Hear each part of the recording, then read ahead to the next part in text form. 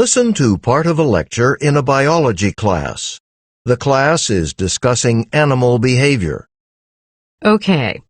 The next kind of animal behavior I want to talk about might be familiar to you.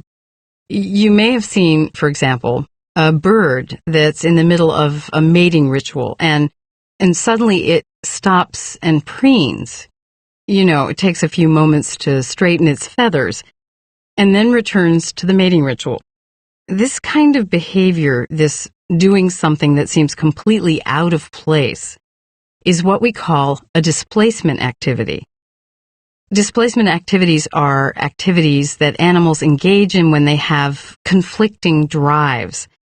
If we take our example from a minute ago, if the bird is afraid of its mate, it's conflicted. It wants to mate, but it's also afraid and wants to run away. So instead, it starts grooming itself. So the displacement activity, the grooming, the straightening of its feathers, seems to be an irrelevant behavior. So what do you think another example of a displacement activity might be? How about an animal that, instead of fighting its enemy or running away, it attacks a plant or a bush? That's a really good suggestion, Carl, but that's called redirecting.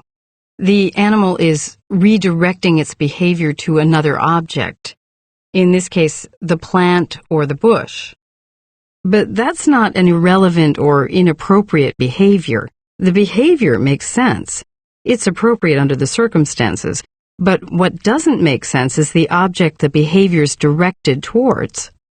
Okay, who else? Carol?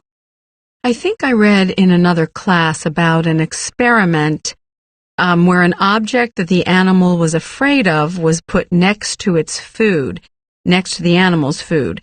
And the animal, it was conflicted between confronting the object and eating the food, so instead it just fell asleep.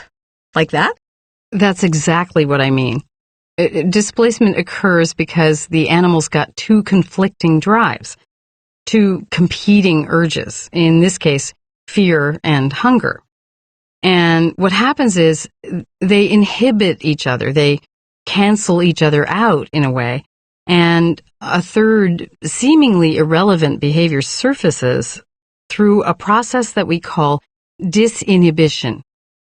Now, in disinhibition, the basic idea is that two drives that seem to inhibit, to hold back a third drive, well, they get in the way of each other in a conflict situation and somehow lose control, lose their inhibiting effect on that third behavior, which means that the third drive surfaces. It's expressed in the animal's behavior.